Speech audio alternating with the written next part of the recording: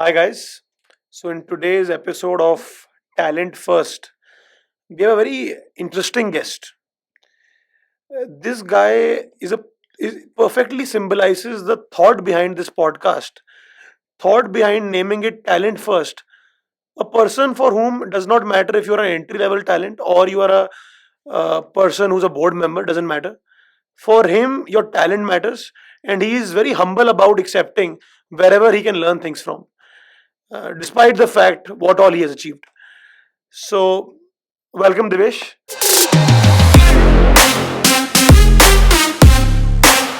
Uh, Welcome to this podcast. Before we begin, right? Can we get a quick elevator pitch about what have you been up to? Sure. First of all, thank you for having me here. Pure play pharma guy, Hmm. born and brought up in pharma. Hmm. What I mean by that is education, right from my B Farm all the way from my MBA. My experience has always been in the pharma industry. Um, Analytics. So started with product management on the field. MR के साथ काम किया. Hmm. Understood the market, on the ground level. Went into analytics. Built teams for some of the biggest Hmm. pharmaceutical names like GSK, Johnson and Johnson, and so on. Uh, Built data sciences, which is still not as mature in the pharmaceutical industry. It's getting mature over a Hmm. period of time. Have done global businesses. So one of the things which I have relish in my career is that I've never been into a role which was existing. Acha. Either the roles were new roles and they wanted someone who can come and take up those roles, Hmm. or I was hired into a role or an organization and there were roles which were created around me. Wow. So that's something I've relished, and that Hmm. by virtue of that मैं ये कह सकता हूँ कि I've been an entrepreneur, Hmm. Right. in my Right. career. Hmm. And similarly, when I've left those organizations, mostly these roles have been dismantled, into smaller roles.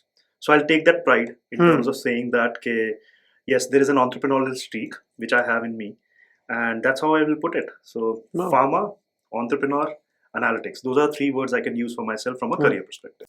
Perfect. I think in the last 15, 16 years, if I'm not wrong, you've worked across 6, 7 global giants. And some of them are Fortune 500 also. And you've worked at very leadership driven roles, right?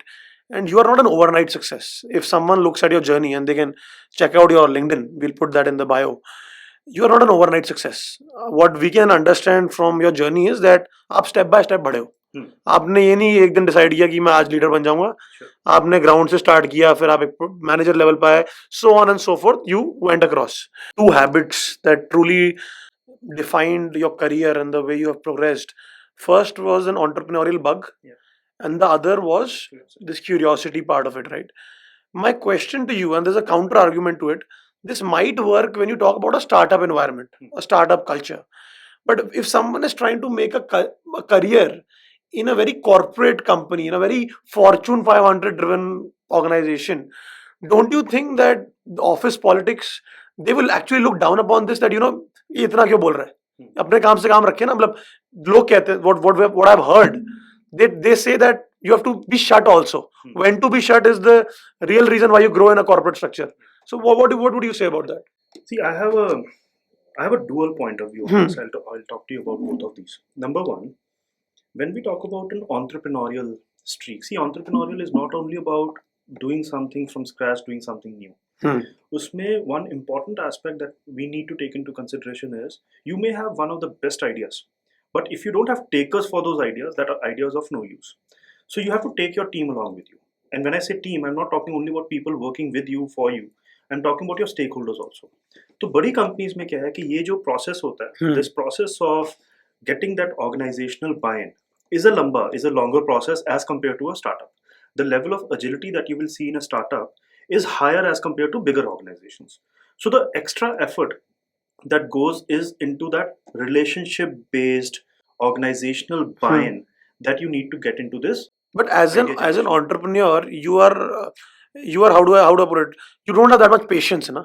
मतलब, I'm trying to understand. Wouldn't that be ulta? Because as an entrepreneur, you would have more patience, for the success and execution of your idea and thought process, so that you can get to a meaningful. Basically, end you're state of saying that see the big vision, and that should drive you. big That- picture thought process, right? So Interesting. body organizations में the element that comes into the picture is that relationship based working. I'm not saying that is not there in startups. I'm Obviously. just saying that the degree of intervention that is required is more in a bigger organization. Number one. Number two, every big organization, will have a startup culture in a team. So I worked for a pharmaceutical company. Now it's a decades old organization. We can always argue that in that decades old organization, you have people sitting in the leadership team, in the executive leadership team, who have that old school thought process. Right. But you also have teams within these organizations which are newly formed teams. Incubated. If I talk about data sciences, data sciences did not exist 15 years back. Right. So, अगर वो data sciences की team बना रहे हैं, obviously there is a startup culture in that particular team which can influence the larger organization from a culture perspective. So at the end of the day, I made mistakes, by the way. So I went into this organization, as you said, lack of patience. So day one, I went in, and the thought process went into my mind, or that was running into my mind at that point in time was कि मुझे prove करना है आज ही करना है, आज ही है, 24 घंटे हैं बस. I've done I bring in 12 years of experience और ये 12 साल का experience I have to demonstrate and exhibit today. Now the mistake that I made was I did not understand the current thought process of that organization or the people whom I was working with. Okay. I created some level of insecurity. I created some level of chaos. People did not necessarily understand what exactly am I trying to do. So, and it was a very relationship based organization. So after about 2 months, you realized, I realized it, took a step back, and then started following step by step process. Okay, let's not do everything together. Let's break it down into multiple processes or multiple steps. So basically you were balancing insecurities, right? I was balancing insecurities of other people. I was getting them up to speed, the demand that we have around in the marketplace, and more importantly, the kind of talent that we need. So if I had to understand, you were basically sharing your idea, because अब वो आपका idea नहीं रह जाएगा अगर आप इतना सबको involve कर रहे हो, then it is not Divesh's idea. This is organizational idea. It's an analogy, right? Like startups होते हैं. So when you get funding, तो आप अपनी कंपनी सिर्फ आपकी नहीं रहती, you divide the cap table. Right. So in a corporate structure, what you are basically telling is, आपका idea है, for you the cap table is the people who are responsible or who get acclodes for that initiative. तो divide करना पड़ेगा अगर survive करना है या grow करना है. एक चीज है, हम organizational politics के ऊपर थोड़ा सा touch कर रहे हैं यहाँ पे. We'll get into it. One of the things which we need to take care of when we are dealing with this organizational politics is let go of your insecurities. कई बार what we do is we keep the idea very close to our chest कि this is my idea, अगर मैंने किसी और को दे दिया वो चुरा लेगा. At least from my perspective, Raghav, I have never been insecure, of whether this is my idea, someone else will take it. My way of working has been a very corporate citizen sort of way of working. And I've seen I may get the results or the fruits of it little later, but I would get it. तो थोड़ा सा openness, right? और हमारी industry जो है, when it comes to pharmaceutical industry, we are a very closed industry. We keep things. इतनी बड़ी industry भी तब भी closed है. We keep things very close to ourselves. Okay. We don't share very easily. Have you seen, like in comparison to banking, retail, the way they have these forums where the people from different companies would come in and they will talk about what is happening in their industry. In pharma industry, for all the reasons, they would talk about what's happening in the industry as a general. Very rarely you will find people talking about what's happening in their company. It's changing, by the way. Big companies are coming in, they've started sharing, they're getting, they're becoming a bit more open. Right. But it will still take time to start to come at the same level as the retail or the banking or some of the other industries. Mostly by technology industries. Very interesting. I think Divesh, like what you just said, right? And looking at your career and whatever you've achieved, for some people, they will consider you like a role model. And I know some people who do. How, for you, who was the role model, or who were the role models, or who are the role models? I'll share an anecdote out here. Yes. This was back in 1999. So there is this conference or a forum that happens in pharmaceutical industry, which is known as IPC, Indian Pharmaceutical Congress. Mm-hmm. Now, I was pursuing my graduation, my pharmaceutical sciences graduation, 2004. 1999. Okay, 1999. Sorry. Right? Yeah. So, I happened to apply for this congress, and my college, sponsored me as a volunteer. Hmm. When I reached there, now I always had this thing of, meeting with people, Hmm. getting to know about what's happening in the industry. And I had a certain So curiosity, ना वो curiosity, जो and आपने बात there बोली. was a bit of executive presence also, which I think I अच्छा. built very early on, Okay. thanks to some of my friends and more importantly my mama. Okay. Uh, Can I you tell how your mama? Just very curious. so about. he's a government official Okay. with Haryana government. Hmm. Has always done very well for himself. Right. He's a doctor by Hmm. training, Hmm. and he recently retired as director of health sciences. Now, when I talk about executive presence Right. from his end, he's made sure that he's connected with the right people. Hmm. He's present at the right moments, Hmm. right? And very importantly, the way he would carry himself, the way he would put across his thought process, Right. I've imbibed that somehow, Hmm. throughout my life, and that kind of has stayed with me forever. Hmm. Now, Wow. when I went to this congress, Hmm. I was attached, by the way, as a let me use the word backkeeper of Okay. Dr. D.S. Barar. Dr. D.S. Barar at Ranbaxy. that point from Ranbaxy, Okay. who was at that point in time the co-CEO of Ranbaxy. And what I was doing was, he was there at the Congress for 2 days. I was just accompanying him Hmm. throughout. That gave me an opportunity of sitting with him in those meetings. Think of a 19-year-old guy, Very impressionable. who is pursuing his graduation. Hmm. He Until a year back, he was spelling pharmacy with F, not with PH, right? And he's sitting in some of these meetings with Dr. D.S. Barar. Wow. And Dr. D.S. Barar, the reason I am very motivated looking at his journey, he comes from a very humble sort of a background. He turned around Ranbaxy in those days. Ranbaxy was a company to look up to for any pharmaceutical professional. Hmm. So, and someone who makes his point across, someone who comes across as a very articulate Hmm. person, has an industry standing. So he has always been a role model for me. I'm not in touch with him over the last Okay. few years, but I've followed his journey. Hmm. In the modern times, I would say I have few professional role models. One of them is Pankaj Rai, Oh, yes. and again, not someone whom I'm speaking with every day, Hmm. but I've looked up, on his Right. journey, Right. the humility that he brings in, that curiosity that I've spoken to Hmm. you about that he Hmm. brings in. So those are the two people that I've been very, very motivated. Wow. I think very interesting names. The interesting part here is that when you talk about this, that impressionable age, right? When you were 19, Yeah. how those 2 days, and you still remember that time. If I had to ask you, मुझे लग रहा है आपको एक minute का हिसाब होगा I कि have the view very clear in my हाँ, mind. if this was a young person who's listening, right? कुछ लोग बोलेंगे कि यार हम 23 के हो गए हैं, 24 के हो गए हैं, आज तक हमें वो एक्सपीरियंस नहीं हुआ.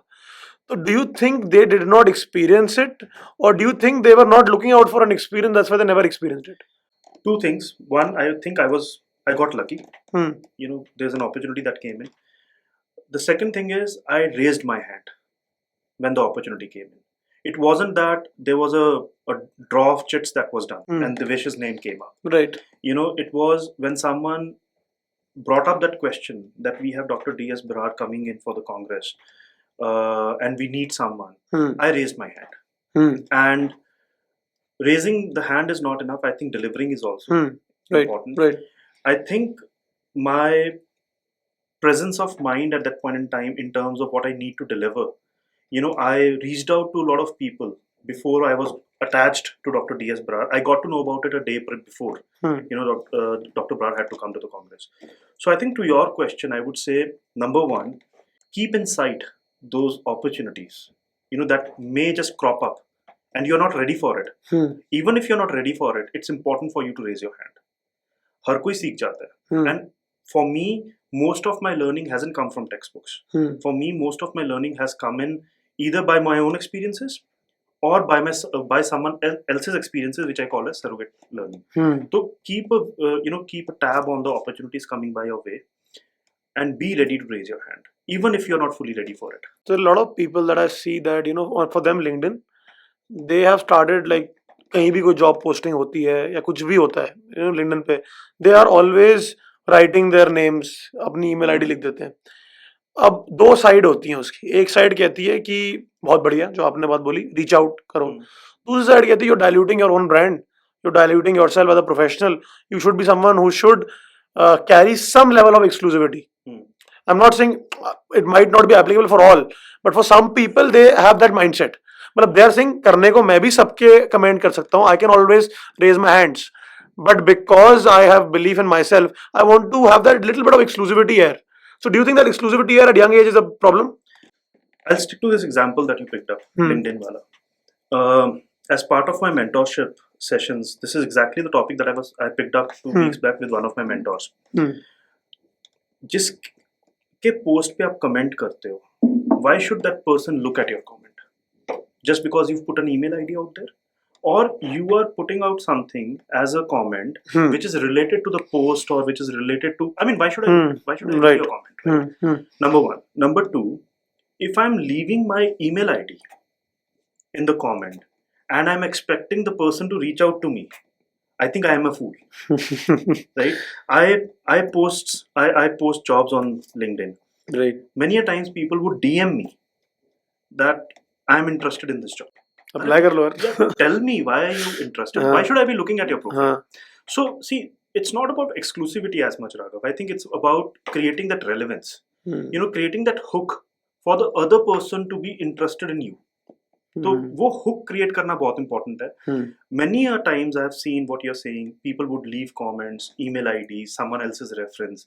Why should I do that? And they will feel कि आज बहुत काम कर लिया. मतलब if you ask them, they will think कि यार हमने 10 जगह कमेंट कर दिया तो हमारा हो गया. But if you don't respond to them, they will also say that this person is arrogant. हाँ, but आपको relevance. It's all about relevance. It's all about creating that hook. So you have to understand the persona of the person who you're trying to impress or get work done with, and then talk in that lingo in what will excite them. Cliched hai, express, don't impress. Right. So tell about, and you don't have to write an essay. Right. You have to create that level of inquisitiveness for the other person to be able to reach out to you. And it could be anything. It's not only related to job. Right. It could be any other conversation. The conversation that you're having, we were discussing earlier about this entrepreneurial thing also. Right. Ek hook create karna is very important, is what I believe. Fair enough. So Divesh, you worked across 7-8 companies in your career. You have observed a lot of cultures. So it will be very interesting to take your understanding of what is culture. And for a young guy that is listening, right, even for an experienced person, give us an example of a company you worked which has an amazing culture. Give us some instances. And give us an example of a company where you worked which did not have a very good culture, without naming them, of course. So I'll not go into the cliche definitions of culture that can be found in books and on LinkedIn also. Right. There was this small company which I worked with. Very small organization, about 250 people in total, couple of $1 million in revenues. But in a very niche space in those times, no other company was there. So this was in a analytics, research kind of a space. And there were two things about this company and its culture. One, very entrepreneurial in nature. So they would let you fail. So you work on a project, that project is not going anywhere. They would not shoo you away from the project. They might put some support in, for the project to get executed at the end of the day, because there's a customer and the customer is paying for it. But the best part was they would let you learn from your mistakes. So they would let you make mistakes and learn from it, right? And something which has stayed with me ever since. And the CEO of this company, again, I'll not name the CEO because the company gets identified, but he still, is someone whom I look up to. Acha. And he's in a different organization right now and so on. So that's one thing. On the other side, see, culture, many a times we look at it as an organizational culture. But just I was speaking about entrepreneurship. There's a team level culture also. Yeah. And the other thing which I found not very motivating was I was being minuted in terms of how much time I was spending in the office. These are the days when we used to be in office all the time, right? So if I am working till 4 in the morning, I might want to come a little late next day. Hmm. I'm just giving you an example. Yeah, So yeah. there was a bit of micromanagement aspect which was related to this entire, and I think that's true, or that was true during those days with some of these smaller companies, because margins used to be very important. But my question to you, Divesh, coming back to the place which you're talking about, in a big organization, right? And when you talk about this margin play, how else do you achieve efficiency if you do not do that? And they are also smart enough. What I see, right, in management, in our case, because we are not that big, right now I have the liberty to say हम नहीं करते. मुझे नहीं पता कल को अगर God willing हम बहुत बड़े होते हैं क्या हम ये चीज करेंगे मुझे नहीं पता. So my question to you is, how do you ensure efficiency? How do you define efficiency? Efficiency is all about output divided by input. So we have two variables to influence. Right. Either we influence the output or we influence the input. Right. Which means you keep the input the same and you increase the output, or you keep the output the same and decrease the input. I think if we get out of this mathematics for a second and we start thinking about the behavioral aspect of it. I'm talking about a productivity element Right. of it. Right. For me, I would want to increase the efficiency by combination of, number one, creating a learning agility. In the ecosystem wherein my team members, my fellow colleagues are learning something, even if it is coming at the cost of making mistakes. Number one. Number two, having the right scalable processes in place. Now, I'm getting into that cliched definition of productivity and efficiency a little bit, but I think that's very relevant, right? So, if my processes are well defined and I am not spending a lot of time figuring out who is the decision maker that I need to reach out to, how do I reach out to that particular person, it saves a lot of bandwidth. So basically, आप ये कह रहे हो, you are saying that the person's responsibility, they should have full ownership of that. Exactly. How they do it should not be of concern. Is that empower your folks, but make them accountable. Whether you want to focus on results or you want to focus on processes, that's a very debatable thing. Subjective kind of a thing. Yeah. But at the end of the day, if the person feels empowered and if he's being held accountable, I think efficiency problem will not come in. So Devesh, I have a very topical, a very controversial question to ask you. What is your take on this work from home, work from office, or this hybrid debate that people have? And I would request that जब आप answer करो ना, when you answer this question, don't answer as a manager, answer as an individual contributor, answer as an entry level talent. I'll answer this as an employee. Okay, right. So I don't think it's controversial, Raghav. I think there's no one knows the right answer to it. That's the biggest thing. No one knows what is the most appropriate way of doing it. Many companies are following totally remote based kind of a culture, and there are companies which are getting into this hybrid. My take on this is, and the reference point for me is my own career, right? What I have learned and the careers that I've seen around me. For me, a lot of my learning as a subject matter expert, as an individual contributor, as a manager, as a leader, has come in from experiences of others. That surrogate learning. When I've seen others, I've observed others, how they would behave in a particular situation. How they would navigate a particular conversation. But sorry to interrupt, Devesh. When you were in the early part of your career, internet was not so dominant, where the experiences of others was mainly something that was, if I am meeting you, then I will know. But now in today's day and age, when I'm listening to podcasts day in, day out, where I'm understanding experiences which never anyone can tell in me in my office, then that form of surrogate learning has been replaced. To some extent, yes. Some of these tools, some of this exposure that the folks are getting in these days, which were not available, let's say 5-6 years back from today, right, are now available. But I think still there is an inherent urge in me to go into office, and this is not for me. I think kahin na kahin we are missing collaboration. See, for me, this is my understanding. People these days are not working for a company. People these days are working for a laptop, right? They go on to a Teams meeting. There is no water cooler discussion that is happening. There are some pleasantries that will get exchanged. You get onto the business. You get your discussions done, come out of the business meeting, and you get going with your work. From a productivity perspective, it's working very good. But from a sense of belongingness, sense of attachment perspective, I believe that it's not as much as it could be in in an what we can see in an in-person setting. Now, I am not saying that we have to be in office every now and then, perennially. What I am saying is, if we have to bring the teams closer to each other, if we have to inculcate that culture of collaboration, that culture of innovation, somewhere the teams will need to be co-located. If not for 5 days a week, 10 days a month, it has to be 2 or 3 days a week. And for that matter, by the way, the work composition also needs to change. So when people are coming into the office, they are not coming into the office to work. They can very well do that from their homes. Right. They are coming into the office to collaborate. So somewhere, even as leadership, as managers, we'll need to engage them on different kind of tasks when they're coming to the office. Get a workshop done, get a brainstorming session done, get a hackathon done. Not regular coding, regular delivery. That can happen from home. So that these people, they look up to coming to the office. And again, I'm saying this in the context of collaboration, innovation, building that culture of togetherness, and a sense of belongingness. So the counter argument to that would be that whatever you are saying, right, it can be done online also. Even I am a person who's strongly for working from office, but I'm just giving you a counter argument that जो भी आपने बातें बोली, right, आज की date में workshops I can do online, I can do game sessions online, I can call a stand-up comedian and make everyone laugh about it.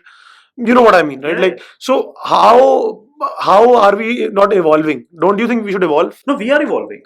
See, maybe what I'm saying today, in this podcast with you, maybe my thought process changes 1 year, 2 years down the line. It's an evolving process. It's a learning process, given the means and medium that we have as of today. I believe that we are not ready for that complete remote-based working. See, even a survey done by Microsoft suggests that only 50% of the jobs that exist today can be done remotely. And by the way, I don't want to come across someone who's against home-based working. Right. My thing is, let's strike the right balance based upon the roles and the needs of the organization. Online way of working. Would you want to watch all your movies online? Would you never want to go into a movie theater? Are we interacting with our relatives, friends only online? No, Are fair we enough. not meeting them into Agreed. for dinners, pubs and bars for drinks? What is the difference in a professional environment? It's pretty much the same, right? So if we are doing that in our personal lives, I think somewhere that need is there in our professional life also. Again, we have to maintain the right balance. We need to continue with this with the sense of flexibility that we've achieved over the last 2.5 years. We need to ensure that the people are attached. There's a sense of belongingness that is there. And somewhere, I think, in the given the means and the medium that we have as of today, I would go with a hybrid. Okay. I am home based since last 6 years. Really? My job, the roles that I've been doing since 2017-18 time frame, I've been home based. But I've been traveling. Pre-COVID, I was traveling every month. Okay. To locations where my teams were. Since COVID, I haven't been doing that. There's a lot of effort that goes in to make that connect amongst the team members. So I'm myself home based, and I think I have that urge of going to the office. And the last thing I would say on this from my end is, I get energy from people around me. And if I don't have people around me, if my team members are not around me, it just makes it a little harder for me. And this is maybe me. Maybe someone else has a different point of view on this. I believe that we are still in that zone of transition, and we need to continue with that hybrid before we go completely remote. Fair enough. I respect that answer. Next question on this answer is that how do you build culture in a hybrid environment? Because if you had to ask me at an early stage level, when you're building your company, when you're finding the PMF, when you're looking at building that next big thing, you need your team to come every day, every single day, even on Sundays. That's the way we work. Sure. And for me, if I think, can I replicate this culture in a hybrid manner? I don't think so I can. So my question to you is, how do you build culture in a hybrid manner? See, for me, we can talk about culture the entire day, right? And how this can be done. Antakshari, does that lead to culture building? I have a different point of view to that. For me, as long as we are able to create a sense of purpose, what is the role that my organization is playing towards that sense of purpose? So I come from a pharmaceutical industry. For me, making this world a better place for patients is my sense of purpose. and what my organization is doing towards this sense of purpose of mine, as long as I'm catering to these two things, I think I should be able to build a sustainable culture in the organization. Number one. Number two, I spoke about sense of belongingness, right? I spoke about collaboration. Now, the other thing that I would add to this is inclusivity. And when I say inclusivity, I'm not talking about diversity and things like that. It's about making sure that in a hybrid world, when we have 10 people in the office and there are 2 people who are joining a particular discussion remotely, we need to make a deliberate effort to have them included and have them feel inclusive in those discussions. It's very easy for us to forget that there's someone which on the we do screen. somehow. Sometimes. We do that all Yes, the time. Yes. And for the people who are on the screen, they keep looking for an opportunity when they can unmute themselves and say something. But that doesn't happen that naturally. So I think culture building is more about creating that sense of purpose, ensuring that there's a sense of belongingness that is created towards the organization, and that level of inclusivity that we can create. That's how I would put it. We are still learning. I am still looking for a playbook which can help us build a culture in this hybrid environment. Right. I don't think that there exists one. So as we learn and evolve, I'm sure things will change. Fair enough. I think the way you are thinking about this, I think I definitely agree with it. For me, in particular, what I've realized is that culture is something that what your employees do when no one is looking, right? For us, that's the thing. And a good time to test culture is when people are not working together. They are not working in an office together. That's when you can really test your culture. So for a lot of organizations that say that we have a great culture, and even from our organization, right? We love that. We love saying our culture is great.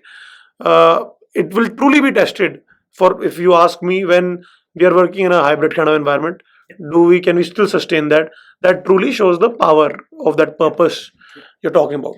I mean, just to underscore, I think culture is, for me, it's always been the sense of belongingness towards the organization, Right. and towards the work that I'm doing. So that's how I define culture.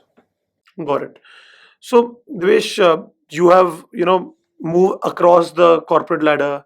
You have done roles where you were promoted inside the organization. You have done roles which did not exist, were made specifically tailored for you. I'm sure there has been a huge level of politics that has been involved. You might have been a part of it, you might not have been a part of it, but there has been a level of politics that you have witnessed. So, what is your take on this corporate politics part? How does one navigate? And I would love if you can tell some anecdotes. Okay. So first of all, before we start understanding the politics of an organization or within an organization, let's understand the stakeholders that we are working with. The first stakeholder within an organization for me as an employee is my boss. Reporting manager. My reporting manager, right? My line manager, supervisor, whatever term we want to use it. There is a power equation there. And it's a reverse power equation wherein he holds a more authoritative, powerful position than me. So it's easy for me to sort of navigate that. The second stakeholder that I have is my team member, right? What I am to my manager, my team member is to me. There is a power equation. Your peer. My team member as in someone working as part of my team who reports I to am you. the line manager. Got Right? it. So there is a power equation. I can pretty much influence that relationship, if not through relationship, through power, right? The most complex stakeholder that we have in any organization, and that's where a lot of this organizational politics sort of play a role, is a peer-to-peer relationship, right? There's nothing that person has to gain from me, technically, or vice versa. Ideally, you are always at conflict, no? We will always be at pyramid. conflict. There's a pyramid that is happening. So at that level, There's competition. There's competition because someone will get eliminated. So if we are able to manage that relationship, I think majority, 50-60%, or even more than that, of organizational politics has been taken care of. So how do you manage your peer-to-peer relationship? I think first and foremost, there needs to be a level of openness that needs to exist between the two of you. Second, there has to be a mutual benefit that needs to be created. It cannot be one way. Right? I can be humble, I can be modest and say, oh, you know what, I will do everything for you. But at some point in time, I will start feeling frustrated about it. Yeah. So that level of mutual benefit needs to be there. And the third thing which needs to be there is, which I have followed in some of my conversations. See, when there is a problem, stop emailing each other, pick up the phone and talk to each other. Yeah. right? Agreed. And B, call spade a spade. See, I've had a situation. You asked me for an anecdotal instance out here. In one of my roles, my line manager would always bring his chief of staff Hmm. to our one-to-one conversations, Okay. right? And a one-to-one conversation is meant to for me to discuss my career, my growth, my performance. Hmm. And there's this chief of staff who's a peer of mine who would be part of that org. Now, that chief of staff is not walking into this meeting because of his own intention. He's being brought into this meeting As an observer. as a note taker, observer. Hmm. If there are actions to be taken, then this guy can follow up on those actions. Now, I had a very open conversation that I will be very vulnerable in front of my line manager when I'm having these conversations. So what I would appreciate is, I would appreciate your openness as well. So don't be there for the sake of being an observer or a third eye. Participate in the conversation. Let's have it as a three-way conversation if it is meant to be. To build that trust. To build that trust. And I made that person as my sounding board. The chief of staff. The chief of staff, So if I have a concern, if I have a thought, if I have anything which I need to bounce off with someone, I would bounce it off with him. So it took time. It cannot be done overnight, and it has to be two-way. So it has to be relationship-based. It has to be based upon the trust. So I think trust, relationship, those things play an important role. Again, I don't have a playbook here. I wish there was one. But organizational politics, again, my understanding is it can be maneuvered through relationship building by that level of openness. And last thing, don't be insecure. Right. I shed out my insecurities long back. I may get fruits of my hard work, smart work late, but it would not be never. Right. No, I think the most interesting thing here is this mutual benefit part, right? Yeah. Because if you have that relationship with anyone, be it your competitor, be it you work in an industry, even as an entrepreneur, there are people who are competing with you. But if you have this mutual level of admiration and mutual level of benefit that you give to each other, right? Yeah. And it's not a give and take, but it becomes a give and take in a very respectful manner. And make them partners in your journey. Right. So if I have just an example, if I have a wonderful idea, I don't have to be insecure about it. Let me only put that idea in front of the leadership. Make him the partner, or him or her, right? Let's be partners and be, in that journey together. So I think mutual benefit, trust, partnership, those are the terms I would use. Again, not going into the cliche definitions of managing organizational politics. Sure. So, like, if I had to genuinely ask you, right, like, you talked about corporate politics, you talked about how do you maneuver between people, but what I want to ask you is that the world is not always so ideal, right? Yeah. There will be times when whatever you might do, it does not work. What would your take be? Should you stay in that organization, try to fix it, or should you just move out and look for a better opportunity or another opportunity? Couple of factors. One is your growth, your learning, and your mental peace. Let's make a decision matrix out of these three factors. If I'm getting growth, so you will not be able to achieve all these three of them. So you can only achieve two of them, right? Now it's important. It depends upon you because it's very individualistic. Right. For someone, peace of mind is very important. For someone else, growth is very important. For yet someone else, learning is very important. Right. So you need to rate yourself based upon your priorities on this matrix as high, medium, low. If you think that you're not getting growth, but you're okay with the kind of learning and mental peace that you're getting, stay, else move out. So there is no definitive answer to this question. I think it all depends upon your priorities as a professional and how do you want to achieve those priorities. For me, for example, mental peace is very important. I may be getting tremendous growth, promotions every 6 months. I may be getting a lot of learning, but if it is coming at the cost of my mental peace, I probably wouldn't stay there. So I don't think, as I said earlier, there is a definitive, one size fits all kind of a response. Use these three metrics or decision making factors, create a matrix out of it, and see what is important to you. And if it is not getting fulfilled, probably it's time to change. I mean, I've changed 7 companies. Right. So Divesh, like, in your whole journey, right? I'm sure we all know about our successes. Yeah. There would be some failures, or there would be some times, right, where things did not work out Many.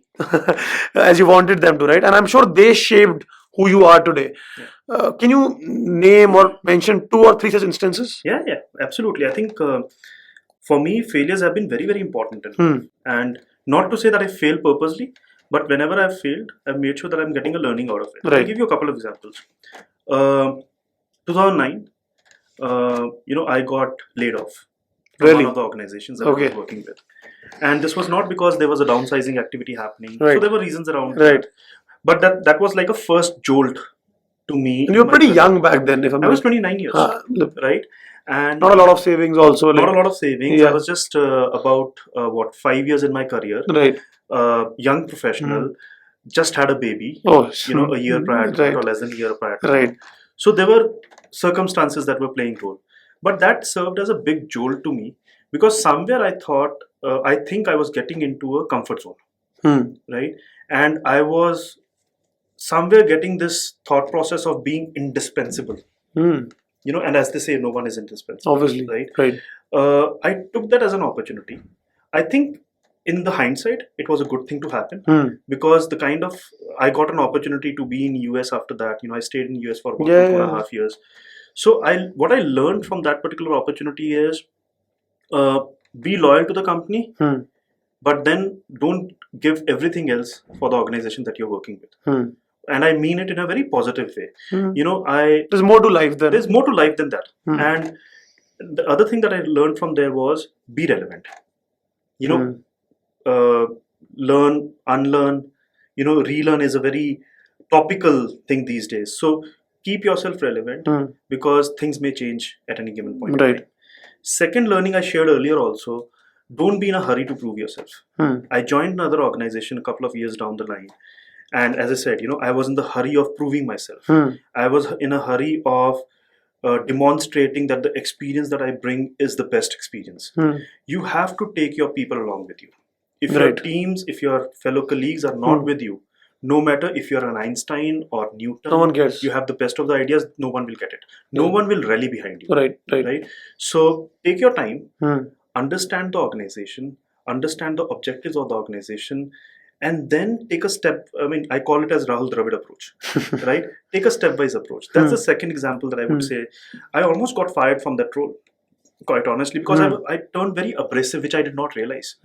And thanks to my some of my fellow colleagues who made me aware of it. So that's the second example that I can give. The third example is I was asked to build a patient analytics team back in 2014-15 timeframe. The mistake that I made, Raghav, at that point in time was I did not take an effort or made an effort to understand what it requires. I approached it from a very professional services point of view. Hire people, build a team, they will do the work. Well, you didn't feel it. I did not feel it. I needed to be, I need not be an expert in that particular area, but I need to be sure that I have the basics right. So that's where I learned how important is it to sharpen your axe, to get the basic understanding before you jump into something. And very importantly, once again, to build that buy-in around you. Right. So I can go on Right. with the failures, but those are three I would say. So I think what I have learned from what you were saying are two things. First thing is this whole concept around complacency, right?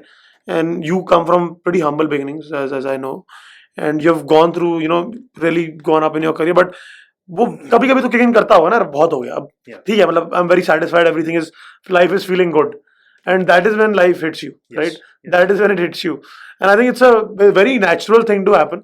So that this complacency part should never stick in to anyone, whatever you might do. And the second thing is that don't be afraid of layoffs, guys. A lot of you are being laid off right now. Don't be afraid of that. I think for Divesh, I think it was a turning point in your career. It was, definitely. And for you guys also something good will show up. So don't worry about that. So Divesh, I would like to just end this conversation with asking you about an advice you will give to your 22-year self.